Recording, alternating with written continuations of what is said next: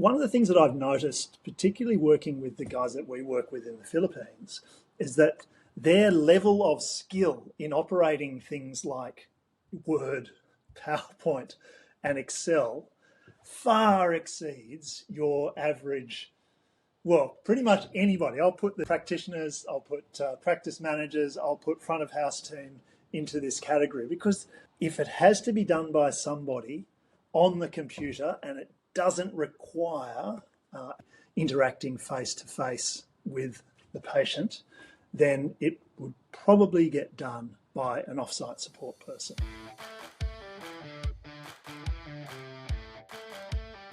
Welcome to the Optimised Practice podcast. I'm your host today, Blake Sargent, and today I'm joined by Jono Heath. So Jono Heath has worked with practices for years. He's an investor. He's a co-owner. He's set up the systems and the tech stacks of many practices over the years. He's also a co-founder of the Hive, practice growth expert and coach. And so today we're going to talk about how to use virtual assistants to leverage the efforts of your in-person team. This is something that Jono's worked with for years.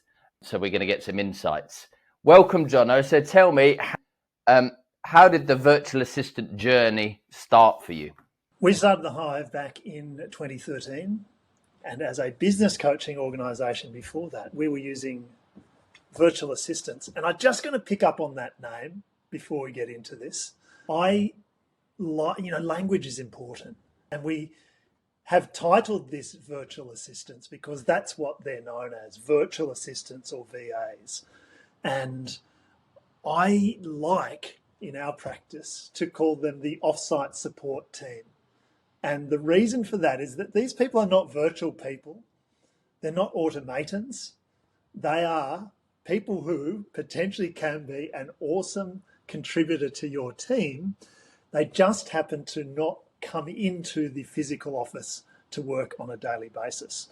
And so we started with virtual assistants or an offsite support team, and they were able to do all of the kinds of jobs in the back end for us as a business coaching organisation that we didn't have time to do, or that we weren't all that great at doing ourselves. And that's particularly with all of the support tasks. And so keeping track of all of the different projects that are involved in a business coaching organisation, doing website updates, doing social media posting, all of that kind of stuff, that was taken up by an offsite support team member. Fast forward down the track a little bit, and we realised that, particularly in Troy's practice, there was a lot of effort going in via the front of house team into doing admin work. And particularly when you're on the front of house, your best use is in that relationship with the person who is in front of you. And so we were asking the question, well, how could we maximize their potential in the relationship development with patients? And so having them freed up a little bit to not have to do admin and get, off track. And we know in terms of concentration too, you get in a bit of a flow when you're doing that kind of work and you become very productive. Well, if you're sitting on the front desk and having patients coming in, that's interrupting your flow as well. And so we were looking at how can it be more productive and how can we utilize the best use and the genius of our front of house team to build relationships. And so we've built a team in Troy's practice who does all of that back end support. And over the years, we've introduced quite a few of our clients here in Australia to the same thing, both in Australia and New Zealand. So it's been quite a long journey, and I think we've just chipped away at getting a little bit better at it over time. What's the scope of the role? What are you expecting from, how do they assist specifically? So if you think of all of the things that your front of house team is required to do, that happens just behind a computer, then chances are that your offsite support team can actually do that. So if we're thinking of a few things, reports is a big one. You know that You have a lot of information in the back end of your practice management software, whether it's Clinico or Nucal or whatever, and it sometimes doesn't produce exactly what you want. You have to download the CSV and produce a report. Anything to do with Google Sheets or Excel or PowerPoint or Microsoft Word or Google Docs, any of that administrative work, right in their wheelhouse. You can also rely on an offsite support team to do things like letter drafting or letter tidying up. There's also things like, patient recalls is a massive thing. We can provide lists, getting third-party payment, remittance, that kind of stuff. I think we also do quite a lot of just general practitioner support. So, for example, a big thing for practitioners, and probably the bane of practitioners' existence, is writing letters. And Blake, that we have a metric as part of our training, which is what is the percentage of patients, or particularly new patients, who had a letter actually sent to their GP. And we keep track of that because it is a lead measure and a predictor of future referrals. So I just can't say, it's the bane of many owners' existence that, these practitioners are so behind on their letters. So now, in combination between using an AI tool and having an offsite support virtual assistant to do those letters, it makes it so much easier to keep up to date and hopefully be sending out those letters, and hopefully having your notes tidied up if that's something that you struggle with as a practitioner. So all of that kind of stuff. Sometimes there's also things like low-level marketing admin. You won't get an offsite support person to help you with your marketing strategy. However, the implementation of that strategy, creating artwork, doing basic design, updating your templates that you might have for handouts, if there's some kind of promotion that you're running, to do all of the socials layout, to actually do the socials scheduling, all of that basic marketing admin that has to get done, but it's also right in the wheelhouse. And one of the things that I've noticed, particularly working with the guys that we work with in the Philippines, is that their level of skill in operating things like Word, PowerPoint, and Excel far exceeds your average, pretty much anybody. I'll put the practitioners, I'll put practice managers, I'll put front of house team into this category, because what's their genius? Generally, it's dealing with people, and the people who often self-select into the role of an offsite support person have actually developed those skills in running all of those different computer programs and pieces of software. So it's pretty broad, but again, we'll come back to, if it has to be done by somebody on the computer and it doesn't require interacting face-to-face with the patient, then it would probably get done by an offsite support person. Nice.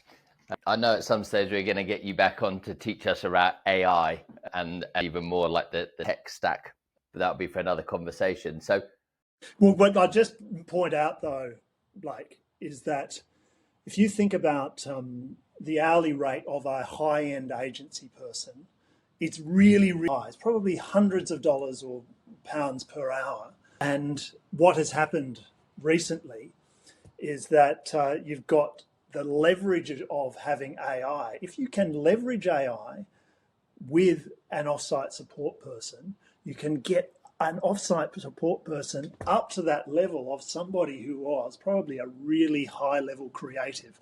And so using offsite support in conjunction with AI is really, really powerful. Yeah, it's mind-blowing. How do you manage somebody who's virtual? What sort of oversight's needed? I guess it's not that different in terms of, if you think about the curve of the induction and employment journey of anyone on your team, in that there's a high level of training required at the beginning, not just about, they will come with skills, but when you're thinking about how do we induct somebody, well, we need to check that they get they need to understand the standards and the values and have some kind of buy into that. There's no difference. This is what we teach, Blake, right?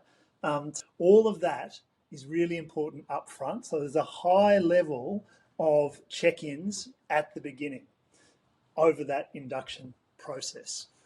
And like anybody else, if we think about our situational coaching, you're going to have check-ins every day, probably in the first week, and then you're probably going to go, scale back over time. And as long as you can give them a reasonable training schedule and a list of outcomes that you want, then over time, a offsite support person can work pretty autonomously. That's probably going to lead into how do you then actually manage that communication, considering the fact that they're not actually sitting at the front desk and you're not, walking past and going, oh, hi, can you please do this at any particular time? So you do have to have different communication tools to be able to do that. But I think the whole idea, as with anybody on your team, is to start with that high level of training, high level of touch, and gradually help them to build their own level of, autonomy is what I was trying to say, and have some accountability themselves so that they're kind of really stepping in and owning their role, just like you would, like anybody who is contributing as a member of a small business when you need to wear a lot of hats. I think that's an interesting point you make, because how you started was you're talking about you've actually got to treat them as a person. They're not just like a virtual person, they're a real person. And I would guess one of the mistakes people make is they abdicate responsibility, where they go, right, I've got somebody now, I just expect them to do it all, and sort of throw some expectations across the pond and go, right, they're not getting it, and then they complain when it's not getting done. Whereas you've just said you actually need to induct them just like you would induct a real human who's on site. As you're talking about mistakes as well, often I will hear people go, well, what's the hourly rate? Because you're thinking about, there's a minimum hourly rate in the country that you live in. Is it a lot less than that? When I think it's more about, how do I actually employ somebody? I'm a big proponent of employing an offsite support person in a full-time capacity, just like we teach. We'd much rather employ a full-time practitioner than somebody doing 2 days a week if possible, and to think about how can I have someone who can operate at their potential as a contributor to our practice. And so that's really key. What you said there again, going back to the real person. How do you pay them then? What sort of salary expectations? I think there's two ways of thinking about this, because there's going privately and there's also then going through an agency. So if I talk about our journey first, we originally went private, and we would find people on a website like onlinejobs.ph, that's in the Philippines. For short-term jobs, we would often use a tool like Upwork to find an expert in a particular thing, but not kind of what we're talking about here. We're talking about finding someone who can contribute to your practice on an ongoing basis. So looking somewhere like onlinejobs.ph. Now, if you were looking for a junior who didn't have much experience, like the reality is you'd be looking at something like £350, $700 Australian-ish per month for a junior hired privately. Obviously, like if you're hiring a new grad, the salary is much lower compared to if you're hiring an experienced practitioner. So as you can imagine, somebody with a lot of skills in offsite support would be a much higher salary. So where we're looking currently when we employ someone, we're probably looking more towards the £1,000 per month level, or $2,000-ish per month. And we're not actually hiring directly. We're using an agency who has special skills in dealing with allied health. And so they are right across the things like, clinico or nucal, the kinds of things that are pretty niche to podiatry, physiotherapy, osteo, etc. And so we're paying a higher level, but they then hit the ground running much faster. So in the agency case, we are paying a monthly fee, and the agency bills us once per month, and we pay that on a monthly basis. Now that's a bit different because I know with Troy's practice, our Hive offsite support team, they're all kind of sitting in the same spot in the office. They're all coming into a place where they can have communication with each other. And they also have another level of management above them who deals with any other HR issues. So there's a lot of other stuff that we are outsourcing there as well. And they have got, high level security in that office, and everything is single sign-on, all that kind of stuff. So that's why we're paying a premium. If you're hiring directly, then it's certainly going to be less. Things to keep in mind, though, are I would highly recommend, if you're employing somebody direct, is to pay them in the currency that they live in. And so, for example, if you were in the Philippines, that's Filipino pesos. It's much easier for them to, like you, Blake, if I was paying you in Australian dollars, depending on the fluctuations of the exchange rate, a few years ago, that would have been awesome. And then it went down a bit and then it went up again. So that does fluctuate. So I'd recommend paying in the currency of their own country if they are somewhere else. And also paying on time. Now, there's a few ways of doing it. I like to have, say, a Wise account, which has multiple currencies, and then to pay out of that. Various different ways of doing it. Main point would be, though, that if you are hiring privately, please pay on time and early, or early, because there's nothing worse than you going, it's only X dollars or X pounds, but the reality is you wouldn't want to have any hold up in the payment that if you were being employed by somebody else, you wouldn't want to have any hold up, and you just want to reduce the risk of something going wrong with international transfers. So I always recommend best practices to even pay a couple of days early so that you know that they're getting paid at the right time. The way that we do it with our agency, though, is that the agency is actually an Australian company, and so we are paying the Australian company. They are providing the HR, security, all of that over the top, and then they're employing the people full-time under that. But we have them 100% of the time, and they're just operating out of that office in Balanga. And, it's as if they are working full-time for us, but they just have an extra employer, which is the business that they work for in Balanga. You mentioned the word security a couple of times. How does that factor in? Because, when you're dealing with sensitive information, privacy and data security, how does that factor in?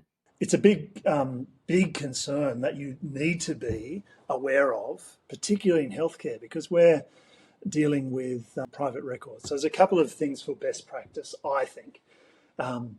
Having single sign-on, really important. So I would recommend that for pretty much everybody within our audience, Blake, that they use either the Microsoft environment or the Google Workspace environment, because what you can then do is make sure that everybody has a single sign-on with either their Google Workspace account or their Microsoft 365 account, and there's added security in that. I'm really, I guess I'm really cautious about this because in Australia we've had some terrible examples over the last few years where very big and supposedly very highly secured companies have been hacked from the outside. There have been medical instances here in Australia, Blake. I'm not sure if you've been aware of those. I think there's been a few big hacks in the UK as well. And while my guess is that as a small business, you're probably less likely to be the target of one of those kinds of attacks compared to, a insurance company or a big corporate. I think you need to have best practice in place. So you should only be able to log in from a particular IP address, and when somebody is logging in from their computer, you can generally set up with different pieces of software a lock on the IP addresses that can actually log in, or block others so that they can't. Single sign-on with your Microsoft or Google. And what I like about the guys that we use is that they have a very secure office, that the logins are only on those computers, and even just basic stuff like password management. Using a password manager, like 1Password, for example, is the one that we use, not because it's, you don't trust the person that you are working with. It just makes it so much easier to keep track of everything. And those companies are, like 1Password, designed to keep those passwords safe, and that you can have somebody who manages them over the top so that they can all just be updated if, for example, somebody on the team gets hacked themselves. So that's a really key thing from the physical part of it, but is also worth thinking about having agreements with offsite support team members. And that would involve just getting an agreement. I always advise using whoever you use, whether it's someone like Peninsula for agreements or whether you have your solicitor draw something out where they have some kind of NDA that they will sign, and just in acknowledgement that they'll be dealing with sensitive information, and just doing, I guess, a bit of training on the importance of security, particularly in this healthcare space. And so, making sure that they understand that passwords can't be left in a spreadsheet sitting on the desktop, and that kind of thing. Just basic good sense, not using the same passwords for your internet banking as you do for your logging into the practice management software, and also having virus software, all that kind of stuff. But just best practice, so there's some awareness, and you've actually got some policies in place to bring that awareness to your offsite support person about the importance of that privacy and also the data security. Gotcha. And so probably the final main question is around, you talked about how you communicate, how you actually work with them. Do you manage that? Do you use technology? Do you use a piece of software? How do you blend different time zones and track projects, track tasks, and have something that works for an on-site and off-site team? It's always been a challenge for us here at the Hive to work out what is the best system for managing projects. And I know for some practice owners, the whiteboard is a better tool than something more sophisticated. The challenge is with offsite support person is that the whiteboard is not going to be your tool. You have to have some kind of communications tool. Now, the one that you use is way better than the best tool is out there if you don't use it. And so the things that I actually highly rate, if you are in the Microsoft space, I would try to use as many of those tools as possible in that space. So if you're in Microsoft, you would use email, you would use the calendar management, you would use Teams for doing virtual meetings. If you are in the Google space, you would use the Google Drive and all of the tools that come with that. You might use Meet, or you might use Zoom, as we do, but as few tools as possible. Now, the other thing is managing the projects. It depends on how much is going on in your practice. For a bigger practice, I think it's pretty necessary that you have a robust system. Now, that might be something like Asana or Trello or ClickUp or Monday.com. So those are the, I guess, 4 of the best ones that are single tool kind of solutions.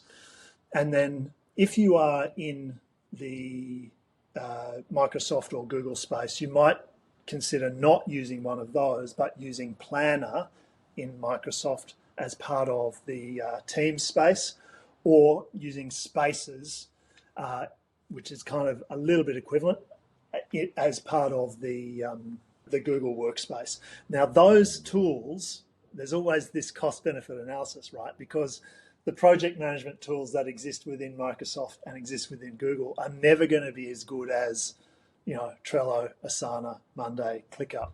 But unless you have a lot going on, most of the people that we work with would be fine managing their projects in the tool that they already use, rather than adding something else.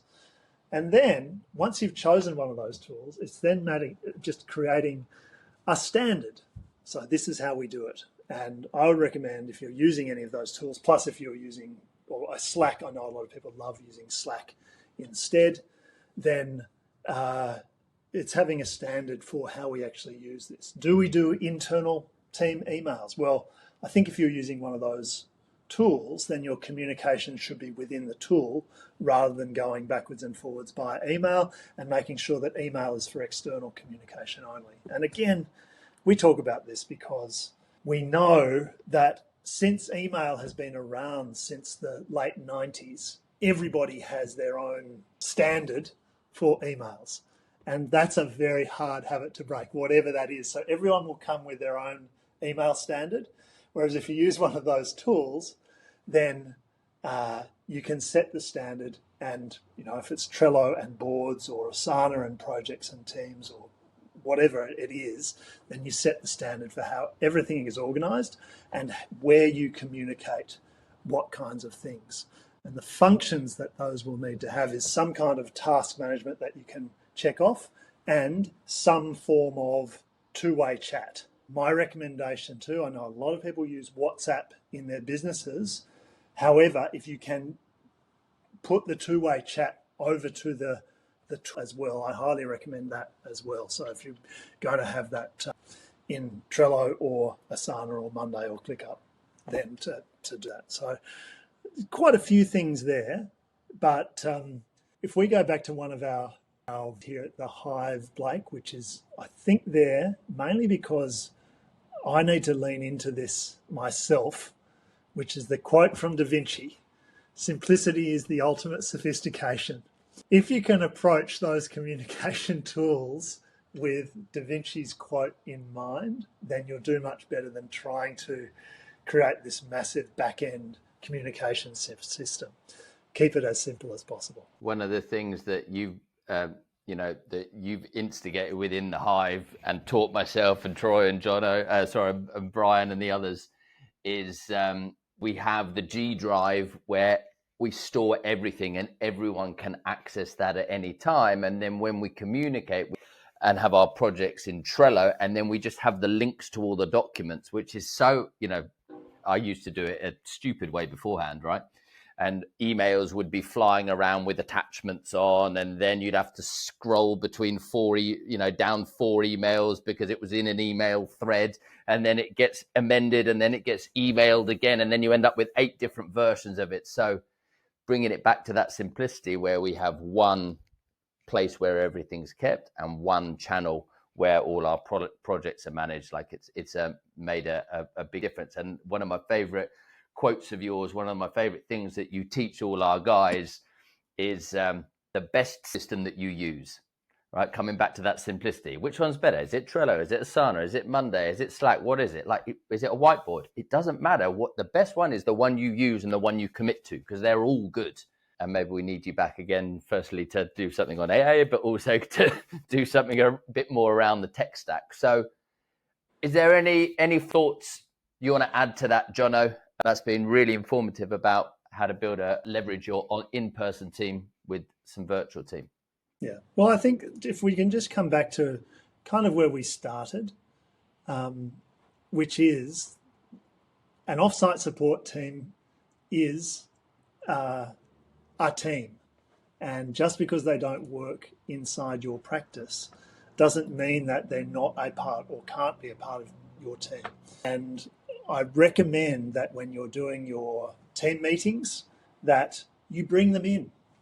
I was sitting in on a team meeting with one of our clients a few months ago, and they set up a camera that was pointing back at the room, and they had their offsite support team member up on the screen so that everybody could see them who was in the room, and that they could feel, the offsite support team member could feel that they were contributing and being part of the team and partaking in all of the activities.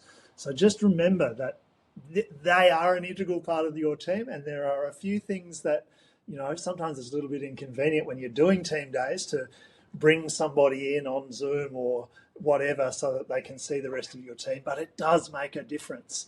If you are doing, Taco Tuesdays or something, or having a team lunch, get them on Zoom and maybe shout them a lunch from the cafeteria or whatever it is where they work, or get something so that they can actually bring a special lunch.